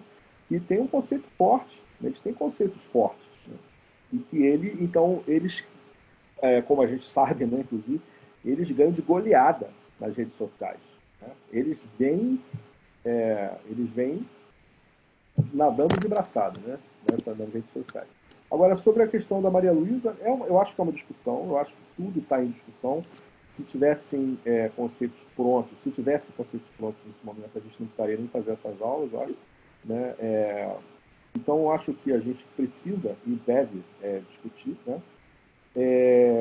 Sobre a Inglaterra, Maria Luísa, eu discordo de você, porque eu falei que tudo aquilo que não foi conseguido nos anos 90 está sendo tentado novamente com mais violência, mais virulência e mais destruição. Agora, a Inglaterra, ela não precisou da violência para implantar o neoliberalismo, porque ela criou o neoliberalismo. E é a maior beneficiária, porque hoje a Inglaterra é praticamente o centro de controle dos paraísos fiscais do mundo. A Inglaterra hoje não tem nada mais que é inglês. É só financeiro. A economia inglesa é praticamente só o financeiro. Né? O centro de comando dos paraísos, da lógica, né, dos paraísos fiscais, da evasão fiscal, etc., é basicamente da Inglaterra. A City Londrina controla tudo. Então, ela não precisou da violência, porque ela que criou o capitalismo, o neoliberalismo, junto com os americanos, é claro, né? Mas, enfim, então ela não precisou da violência. A violência é aqui, que nós temos a perder. Né? Eles perderam também, na verdade. A sociedade inglesa perdeu muito, né? Por exemplo, agora eu posso citar que muitas cidades inglesas estão reestatizando os serviços básicos que foram privatizados nos anos 90. Eles chegaram à conclusão que é péssimo, né? Serviço for caro e ruim. Só para pegar um pequeno exemplo. Mas, como um todo, né, o país se beneficia do neoliberalismo, porque o fluxo financeiro vai para lá. Né? A gente tem uma ideia, os commodities do mundo, por exemplo, elas são controladas por um grupo muito pequeno de instituições financeiras. Né? Os commodities do mundo, toda a energia, os principais insumos, eles são controlados pelo setor financeiro e negocia o preço em Londres, na Bolsa de Londres. Então, nesse ponto, eu acho que ela não precisou, né, implantar, porque a Inglaterra é a maior beneficiária. Né? Agora, eu acho assim, sobre o método, né, isso foi uma coisa que eu venho refletindo já há alguns anos, de tempo. Assim. Então, assim, a partir do momento que no fascismo clássico, né, o italiano, por exemplo, o Estado ele assume a instituição, ele se implanta, né, ele se transmuta na instituição, né, ou seja, eu pegou o exemplo do sindicato, é um ótimo exemplo, né? Chega um momento que todos os sindicatos eram fascistas. O Vargas fez a mesma coisa aqui. Eu não estou chamando Vargas de fascista, mas ele, evidentemente, nós sabemos que tem aspectos, né, ali, emanações também ali. Nos sindicatos, por exemplo, o Vargas controlou e tutelou os sindicatos. Né? Então, assim, no fascismo italiano, o governo, né, o Estado, ele se transmutou na instituição sindicato. Isso, para mim, é organização. Agora, o Bolsonaro quer destruir o sindicato. Para mim, é método. Essa é a diferença. Né? Então, assim, é o método de ação fascista. Então, não é o fascismo. Acho que é um caso assim que a gente, não sei se é um consenso aqui, né? O que a gente vive hoje não é o fascismo, são emanações, aspectos do fascismo. Né? E a violência que a Maria muito bem falou, né? A violência é a mesma. A violência contra o inimigo, custe o que custar, precisa ser destruído. Né? Uma frase histórica do Goebbels, né? Quando eu ouço falar em cultura, eu saco logo a pistola. É uma frase bem exemplar. Né? Então, assim, essa atuação, a meu ver, né? Ela vem no método, porque a organização social hoje ela é muito liberal. Né? O Estado mínimo, a destruição, o que se busca, né? Se consegue algumas coisas, outros saem a caminho dele, espero que eles não consigam, né? Mas como eu citei lá atrás, a transferência da obrigação de sustentar o Estado para os cidadãos apenas, liberando as empresas, liberando os fluxos de capital, isso para mim é organização social. Né? A destruição das representações dos trabalhadores, né? Não só no plano real, palpável, ou seja, destruição ou asfixia dos sindicatos, né? Mas também a noção cultural de que você é um empreendedor, você é o entregador do Uber Eats, você é um empreendedor de si mesmo, então você tem muita liberdade de escolher para empreender. Né? Então, esse combate ele se dá no plano real, né, asfixiando os sindicatos, como também no plano simbólico. Né? Ou seja, o cara que se acha um empreendedor, ele vai querer se sindicalizar para quê? E ele acha que tem muita voz, né? Ou seja, claro que ele quebra a cara. Então, assim, eu vejo dessa forma, né? Assim, o método de atuação que eu acho a marca mais forte, né, com conexão, além de certos aspectos ideológicos, né, que são pensados, né, do fascismo, também do nazismo, eu diria até mais do nazismo, né? Essas coisas ideológicas, né? Por exemplo... Fábio, a gente vai passar muito do tempo. Agora já passou do tempo. Eu vou fazer essa observação. Tá bom. Vamos lá, mas eu falei o que eu tinha que falar. Né? Tá, olha só, são duas observações que eu vou fazer. Eu estava esperando o Fábio acabar para não interromper. Primeiro que nós temos 2 inscritos e a Maria Luísa está pedindo uma nova inscrição. E a outra coisa é essa questão do tempo, a gente limitar mesmo as perguntas, senão a pergunta toma o nosso resto de tempo. Eu tenho, no máximo, 10 minutos, eu vou ter que sair, tá? Aí eu passo a bola para você. As perguntas podem ser mais curtas possíveis. Eu também vou tentar dar a resposta mais curta. Na verdade, a gente tinha um limite de tempo que era 3 minutos para a pergunta e 5 para a resposta. Na segunda rodada, que a gente passou em muito. É verdade. É porque foram um conceito, não foi bem uma pergunta, né? Então a gente acabou se estendendo. Desculpa. Olha só, eu vou fazer uma proposta que depois que eu falei, já apareceram mais duas.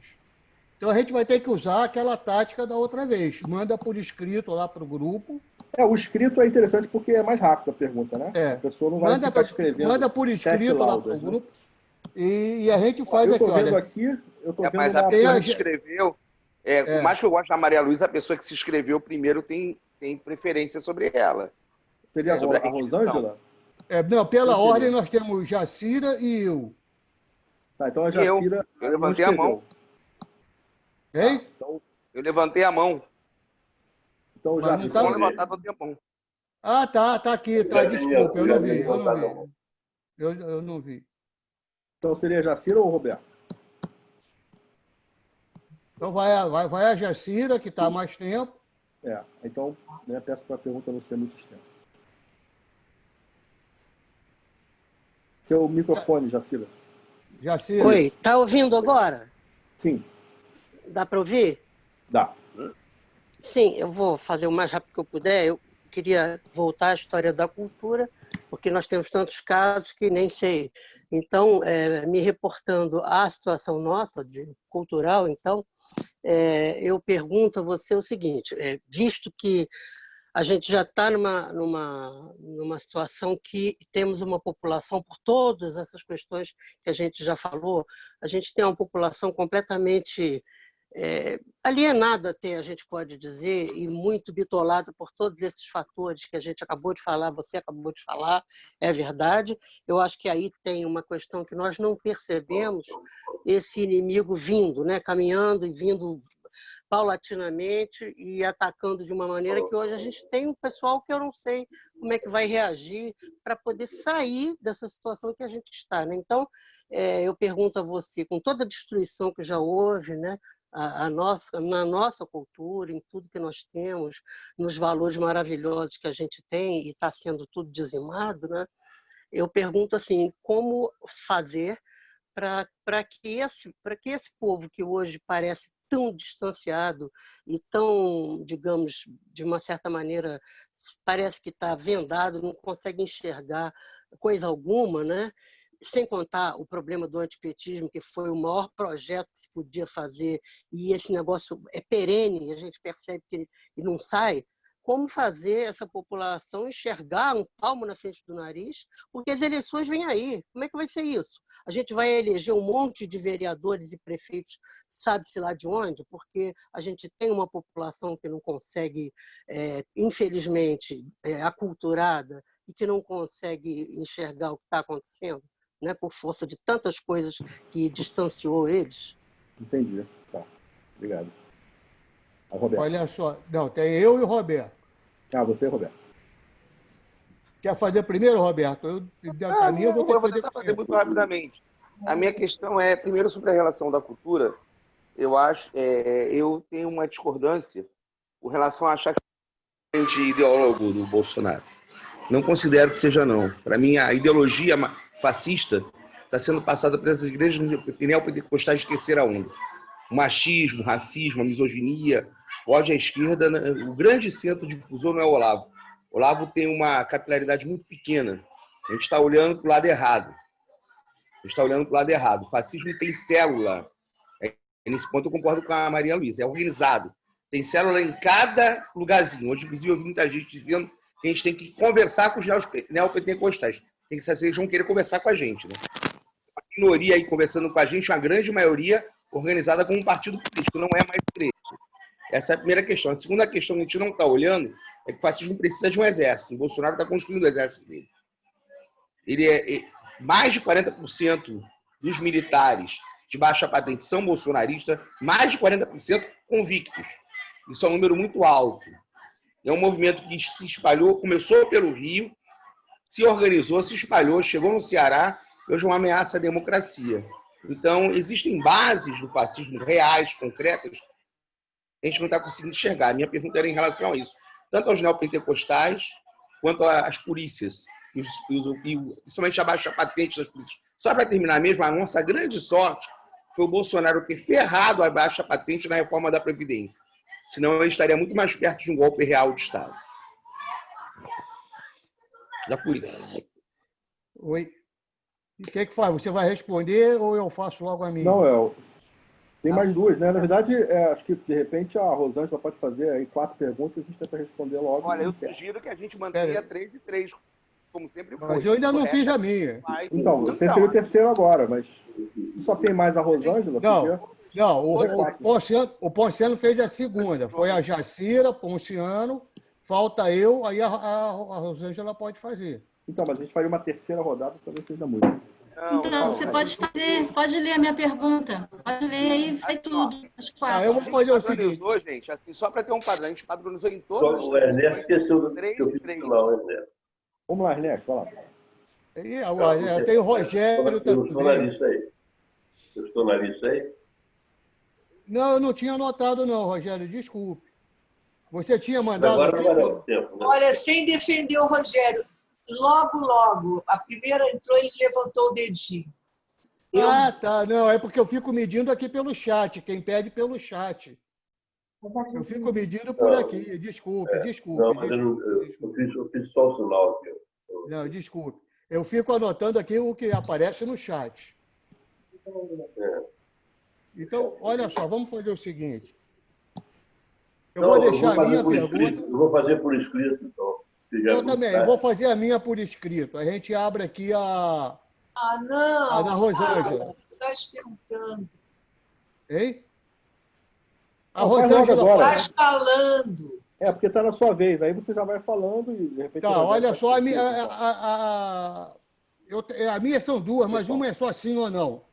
Aqueles dados iniciais que você colocou sobre o orçamento da cultura, por favor, bote para a gente lá no grupo, que aquilo me interessa muito, muito, muito para um trabalho que eu estou escrevendo. Mamata é o cacete. E a pergunta mesmo que eu teria, que é em cima desse trabalho que eu estou escrevendo agora, eu tenho um dado de talvez 6 ou 7 anos atrás, deve estar defasado, mas tem muito a ver com esse negócio da...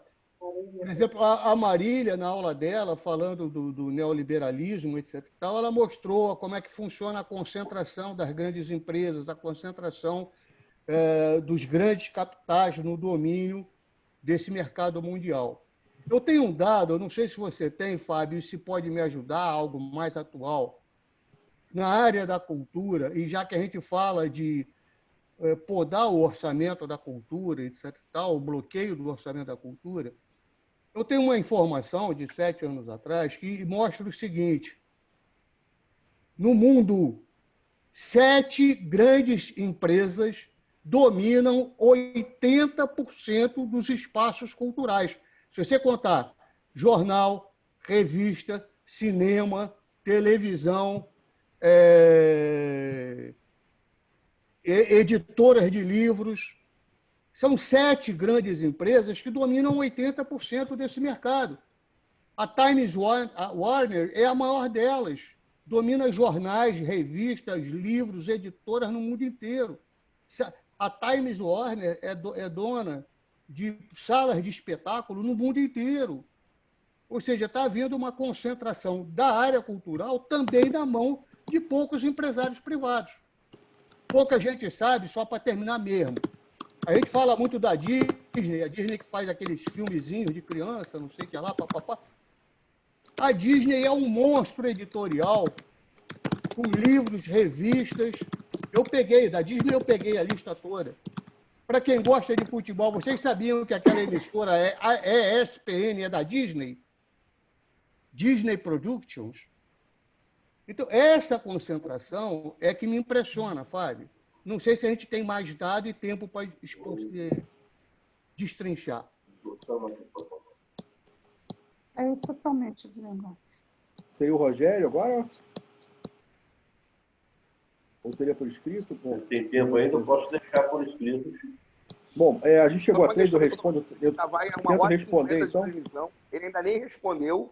A gente está estourando em muitos tempos do que foram feitos. Estourando E eu não sei nem se eu vou ouvir a minha São pergunta. 8h45. Bom, olha só, eu posso tentar dar respostas rápidas. A primeira questão, né, como fazer para que o povo, que parece tão distanciado, possa enxergar? Pois é, aí o problema é o seguinte, também não me lembro mais quem fez a pergunta, desculpe o nome, mas a questão é o seguinte, ela falou das eleições também, né? O problema é que eleições são sempre uma coisa imediata, né? Uma coisa para o ano que vem, para daqui a 2 anos, e qualquer medida cultural, ela sempre leva mais tempo, né? Ela tem um efeito mais duradouro, mas ela leva mais tempo. Não é à toa que o pessoal está fazendo, as igrejas evangélicas que começaram agora a atuação, tem décadas, né? Elas foram crescendo, etc. E, então, como fazer? Eu acho que as instituições, elas podem atuar nesse sentido. Eu vou dar um pequeno exemplo para responder a pergunta rapidamente. A Prefeitura de Recife, as escolas de Recife, elas ensinam dança e música pernambucanas para as crianças. Todas elas. Todo mundo sabe dançar frevo, ciranda e tal. Todo mundo conhece os folguedos e tal, porque é uma ação institucional. O outro exemplo, no Carnaval de Recife, por exemplo, você não entra trio elétrico em certas áreas da cidade. Só para bandas de pau e corda, tudo acústico, cavaquinho acústico, flauta acústica, nada de carro de som proibido. Porque aí você preserva aquela coisa das bandas de pau e corda. São 2 exemplos, né? Então, assim, eu acho que as instituições podem e devem agir, mas elas têm que ter, né, enfim, margem de ação. Né? Agora, o Roberto discorda que o Olavo não é o ideólogo, mas os pentecostais. Eu acho que são ambos, né? Eu, pessoalmente, acho que são ambos. Eu acho que a influência do Olavo é grande, sim. Ela é grande, sim. Porque ela é invisível. É no campo das ideias, né? Ele não é o ideólogo do Bolsonaro, mas ele é ideólogo de vários integrantes do governo. O Ernesto Araújo, enfim, vários integrantes do governo são olavistas, né? O ministro da Educação, né, da Deseducação, tanto o Gringo quanto o Weintraub, né? Eles são olavistas. Né? E o Olavo... Principalmente o Guedes. O Guedes também, mas o Guedes ele não é um ideólogo de ser discípulo, porque o Guedes não precisa ser discípulo do Olavo de Carvalho, mas eu acho que tem muita coisa em comum, eu acho que eles trocam, sim. Porque a base do olavismo, ela vem lá de trás, né? Assim, a base eu acho que uma das bases dele, né? Tem muita coisa mística, enfim, mas eu acho que não cabe, nesse momento aqui, a gente falar tanto do Olavo, mas eu, pessoalmente, acho que o Olavo também tem um peso grande. Ele, pessoalmente, tem 1 milhão de seguidores, eu acho, mas ele tem discípulos que têm milhões de seguidores. Né? E tem, assim, a atuação dele em várias coisas, por exemplo, essa destruição, essa necessidade, entre aspas, do ponto de vista dele, de destruir as instituições culturais, isso vem do Olavo. Né? Vem lá dos militares também. Na verdade, foi uma conjunção. Né? Assim, essa direita brasileira, doméstica, ela vem sendo construída. Né? Agora, o ingrediente evangélico ele chegou para catalisar, para engrossar esse caldo. Né? Eu não diminuo a força, eu concordo com o Roberto, é totalmente importante. Né? Os pastores, eu até falei na minha exposição aqui, né? Eu falei da atuação política dos pastores, eu falei isso, eu mencionei isso. Né? E eles falam um conceito, inclusive, econômico, Estado mínimo, eles falam em mérito, eles falam várias coisas liberais. Né? Eles atuam nesse sentido também. Então, acho que é uma junção, é um condomínio. Né? É um condomínio. E sobre a questão do Ernesto, né? Essa concentração da cultura, ela não me surpreende. Eu não sabia, assim, especificamente algumas coisas. O Grupo Disney eu sabia, sim. Mas, só pegar um exemplo, a Globo aqui dentro. A Globo, ela é dona de várias, não só tem as afiliadas, mas muita coisa da própria Globo, da matriz, né? Televisões, rádios, jornais, editora. A maior distribuidora de cinema é da Globo. Tá? Então, assim, essa concentração, ela existe em muitos setores. Né? Na verdade, é uma realidade empresarial hoje, né? Onde o predomínio, isso é o livro que eu queria citar para vocês, A Era do Capital Improdutivo, né? Um livro até que, quando eu conheci o livro, inclusive, ele estava lendo ao mesmo tempo que eu, foi muito legal, a gente trocou umas ideias. Esse livro mostra claramente, do Ladislau Dalbar, né? O Dalbar, não sei como fala, que existe hoje um predomínio absoluto e total do setor financeiro, dos agentes, dos intermediários financeiros, né, sobre a economia real em todos os sentidos, né? Ele falou, quando eu falei da concentração das commodities em 10 empresas, ele fala, 10 empresas, elas monopolizam as commodities do mundo.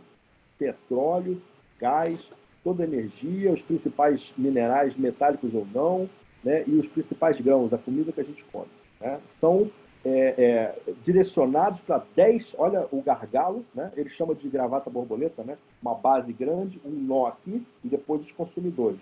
Então, ou seja, são 10 empresas, todas financeiras, que redistribuem e cotam, né, o preço à vontade e manipulam, porque eles têm estoques imensos de todos os produtos, então eles podem manipular, né?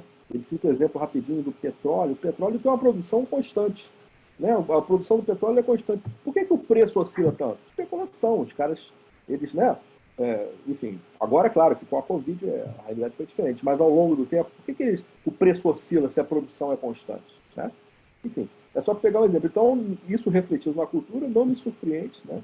É evidente que é um desafio mundial, porque a tendência é de separar a economia, né? O mundo está crescendo cada vez menos, né? A exceção é a China, porque na China o governo manda os agentes financeiros financiarem a produção, manda, né? Aqui não, você pode... Então, as empresas da economia real, você está entrando em outras áreas, as empresas da economia real, elas ganham uma parte importante do seu faturamento através da especulação financeira. Isso é um super sinuca de bico, né? Você mata a economia, né, a longo prazo. Então, vamos fazer mais uma rodada? Não, gente, já passou. Acho que já encerrou. Eu ia pedir até para passar a moderação para alguém, porque eu tenho que sair. Não, gente, são 10 para as 9, né? Não, são 2 rodadas, com 3 perguntas. Em geral, acabou 8h40. A gente já está em 8h52, né? Só você se despedir, não é? Fazer mais uma intervenção, se despedir para a gente encerrar. E a gente fecha a gravação. Senão vai para 2 horas. A gente pode fazer aquela dinâmica, né? As perguntas dirigidas lá no grupo, né? Na turma. E a gente pode conversar, eu posso tentar responder, né? No medida do possível, e com um prazer, né? Se eu puder também, porque é uma construção coletiva aqui, nossa, né? Todo mundo ajudando a pensar. O momento é complexo, né? Ninguém tem a resposta pronta. Eu agradeço aí, né, a participação de todo mundo, inclusive da Maria Luísa que me instigou, né? Mas isso é muito importante, a gente ter essa dialética aí, né? Porque isso é uma coisa realmente muito grave, né? E que tem um impacto muito grande na vida de todo mundo. Isso aí, pessoal, uma boa noite. Muito obrigado. Eu vou mandar a minha também para o grupo, tá? Escrito. Muito obrigada pela aula, muito bom. E a gente, que bom que tem o grupo para conversar e poder... Fechar a gravação. Também vou te responder pelo